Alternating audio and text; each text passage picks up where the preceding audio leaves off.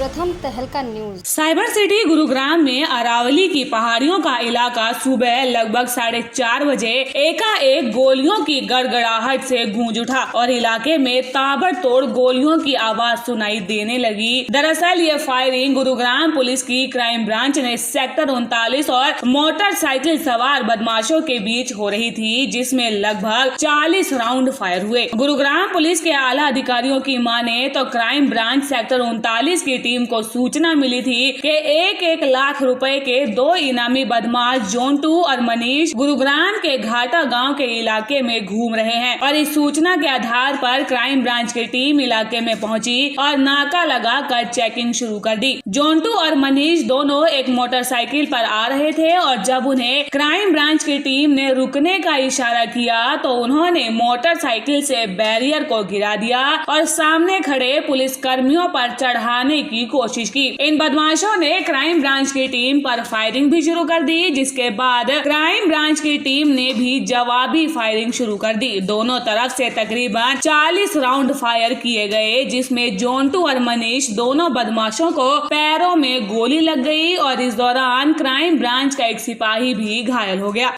आज सुबह हमारी क्राइम टीम सेक्टर 39 को सब इंस्पेक्टर राजकुमार के नेतृत्व में काम करते हुए ये सूचना मिली कि जो मई महीने में सदर थाने के इलाके में इस्लामपुर में एक पीजी संचालक की गोली मार के हत्या की गई थी।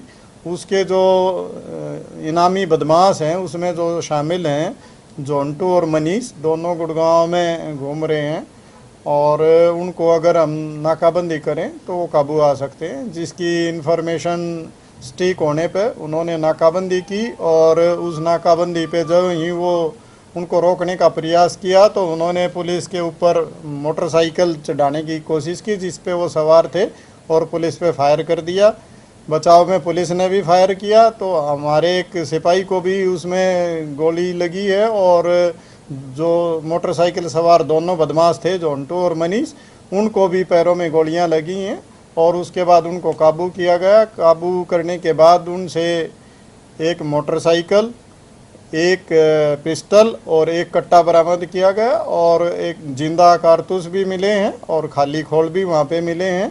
और पुलिस ने जो फायर किया था उसके भी हमने इसके संबंध में केस रजिस्टर करके 307 के तहत और आगे की इन्वेस्टिगेशन की जा रही है। ये जो दोनों बदमाश थे इन पे 1-1 लाख रुपए के इनाम थे, मोस्ट वांटेड थे ये हमारी पुलिस से। तो हमने इसलिए 2 महीने से हम लगातार इनका पीछा कर रहे थे, लेकिन आज हमें इस बात इनको काबू करने में कामयाबी मिली। गुरुग्राम पुलिस को इन बदमाशों के पिछले लगभग 2 महीनों से तलाश थी, जब इन्होंने गुरुग्राम के इस्लामपुर इलाके में एक पीजी संचालक की गोली मारकर इसलिए हत्या कर दी थी कि पीजी संचालक ने इनसे पीजी में रहने का किराया मांगा था। पीजी संचालक की हत्या की पूरी वारदात वहां लगे सीसीटीवी कैमरे में कैद हो गई थी और तभी से गुरुग्राम पुलिस इन बदमाशों की तलाश में जुटी हुई थी। पुलिस के द्वारा किए गए खुलासे में ये भी साफ हुआ है कि जोंटू बहादुरगढ़ जिले के पुलासी गांव का रहने वाला है और ये बचपन से ही अपराध की दुनिया से जुड़ा हुआ है। जोंटू ने कई साल पहले अपने पिता के साथ मिलकर गांव में एक मर्डर कर दिया था, लेकिन उस समय नाबालिग होने के चलते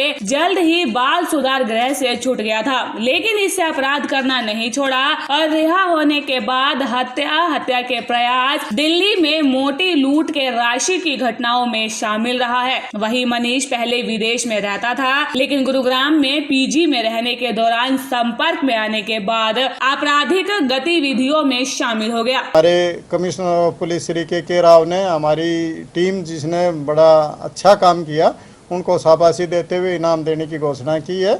अभी ये जो अक्यूज्ड हैं ये हॉस्पिटलाइज्ड हैं, उनको सफदरजंग दिल्ली के लिए रेफर किया गया है। जब वो वहाँ से डिस्चार्ज हो जाएंगे तो उनसे पूछताछ करके और आगे की कार्रवाई इसमें की। फिलहाल क्राइम ब्रांच की टीम को मिली इस कामयाबी पर गुरुग्राम पुलिस कमिश्नर के राव ने एनकाउंटर में शामिल पुलिस कर्मियों की टीम की हौसला अफजाई की है और उन्हें इनाम देने की घोषणा की है। वहीं उम्मीद जताई है कि गुरुग्राम क्राइम ब्रांच अपराधियों की धरपकड़ के लिए इस तरह के साहसिक कदम उठाती रहेगी। प्रथम तहलका के लिए गुरुग्राम से मनु मेहता की रिपोर्ट।